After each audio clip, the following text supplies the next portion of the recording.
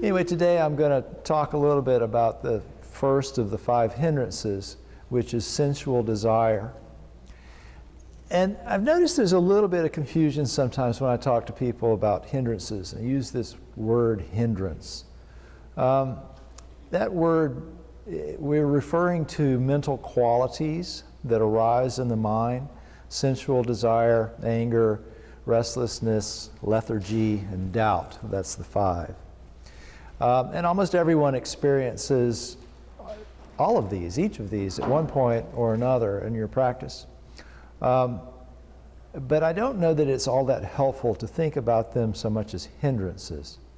I think it's better to see these as an opportunity to learn how to use the mind more skillfully, so that what we do with our mental actions carries us more decisively toward our spiritual freedom. So you think about the word hindrance. A hindrance is something that stops you or kind of holds you back.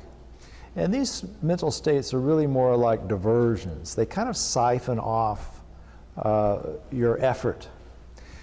So the Buddha uses kind of an interesting analogy for this when he talked about it in one discourse. He said, imagine a swift, strong river coming down out of the mountains. And it's so strong it carries everything with it down its current. So moving inexorably and quickly toward its destination. And then he says, imagine that someone was to start opening up channels away from it, like irrigation ditches. You know, if you've ever seen how those work, there'll be a river and then someone opens these doors and the water can flow out from the river into the fields. So imagine someone starts opening channels away from that. The water gets diverted away from the stream and the current is dissipated. It's no longer swift, no longer carries everything toward its destination.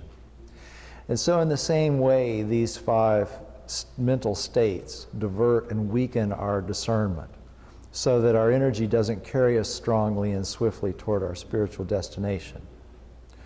He says, when one has let go of these obstacles that overwhelm awareness and weaken discernment, then he can strongly determine what is for his own benefit and what is for the benefit of others, and realize a superior human state with noble distinction of knowledge and vision.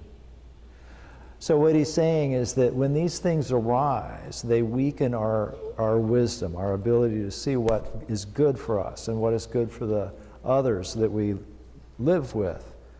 And so if we can close those channels off, then we'll be able to see more clearly, cultivate our wisdom more decisively, so that we can see more clearly what's for our own good. So in other words, letting go of these things is kind of like closing off these irrigation ditches. The water stays in the stream. So what's the stream in this case? In one sense, we're talking about the stream of awareness that we develop while we're meditating.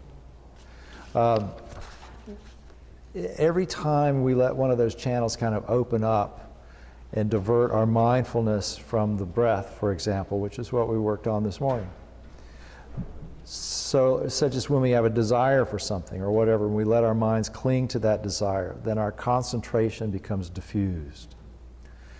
But I think it's more than just our concentration during meditation that we're concerned with. We meditate and we practice working with these states of mind in meditation so that we can live more mindfully. So it's appropriate, I think, to think in terms of your purpose. Things like your relationships and your activities that give meaning to your life and the objectives that you have. So for example, for me, you know, my main purpose here is to get better at transcending the cycle of suffering so that I can help other people transcend their cycles of suffering. In Buddhism, we call that purpose bodhicitta, which is a desire to achieve enlightenment for the benefit of all beings. And so it's the first of the four great vows, the bodhisattva vows. Sentient beings are numberless. I vow to liberate them. So maybe you haven't taken those vows. Maybe that, if you're new to Buddhism, that particular description of purpose is probably, you may not be quite ready for that yet. But that's okay. Since you're here, we can probably assume that you want to experience less stress and suffering and more happiness in your life.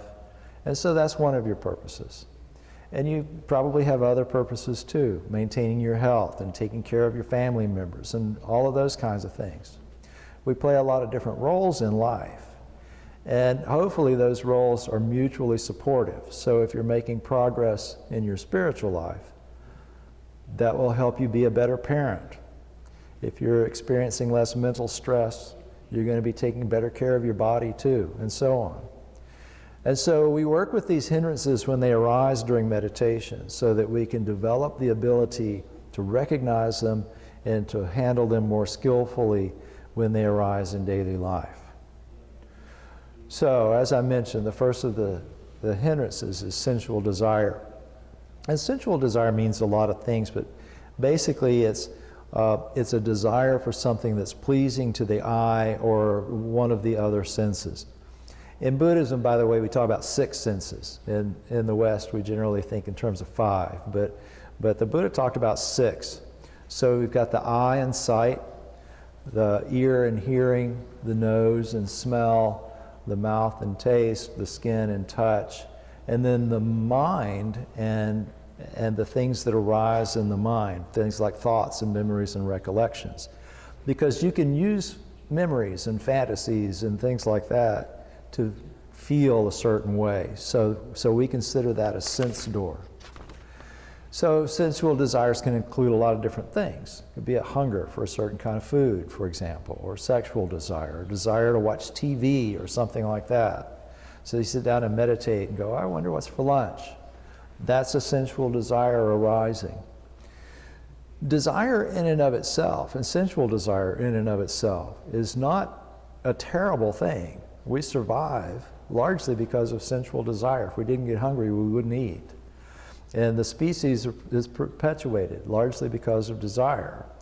So there's no need to rid ourselves of desires altogether. The key is to recognize when a desire is diverting you from your purpose, your spiritual purpose. So let me give you an example of why desire is not a bad thing. I always look forward to coming here. And one of the things that I always look forward to when I come here is seeing how the gardens are looking these days.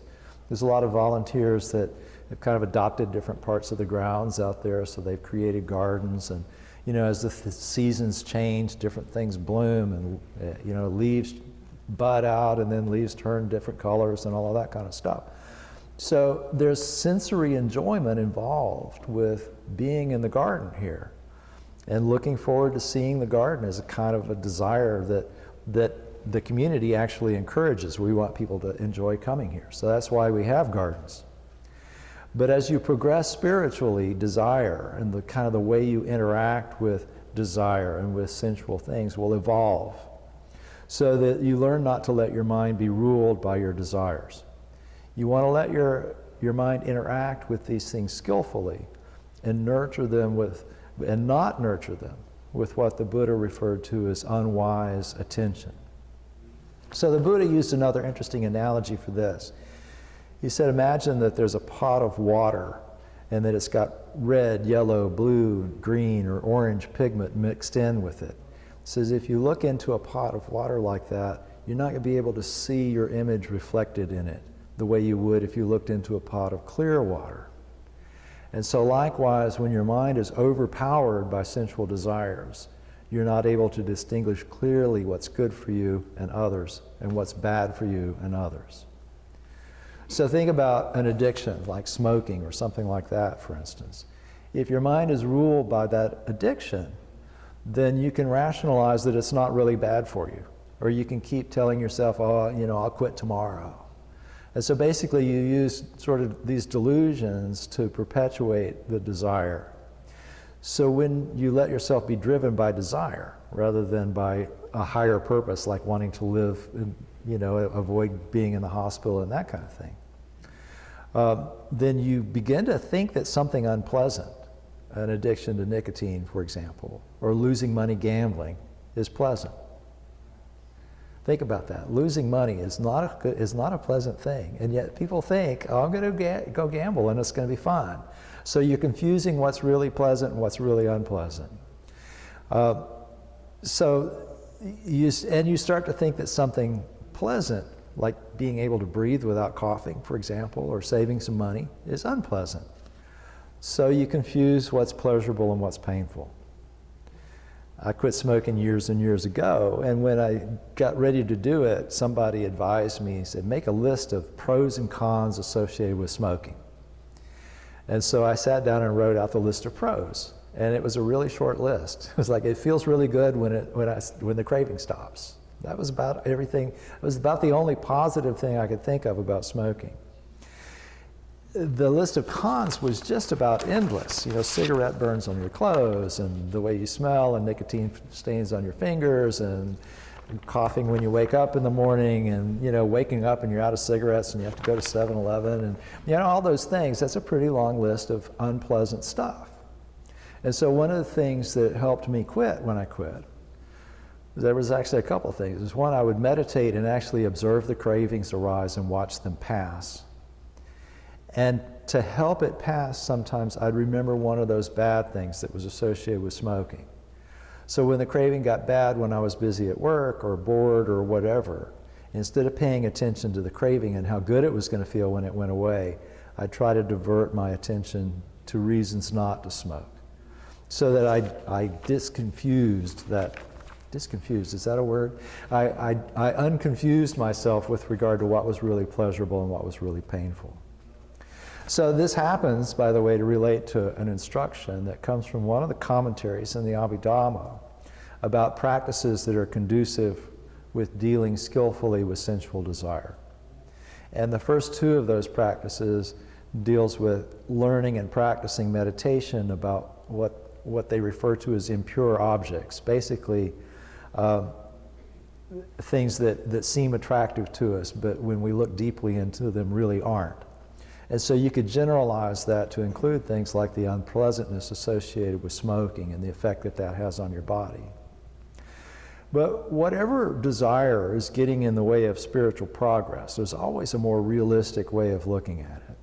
I'm working on one of those areas now because I want to go through the process of losing weight. Let my weight creep up because of some physical things that were going on with me, but at any rate, I weigh a lot more than I want to. So now, to encourage it to creep back down, I have to meditate a lot on the true nature of food and eating and what's really pleasurable and what's really not.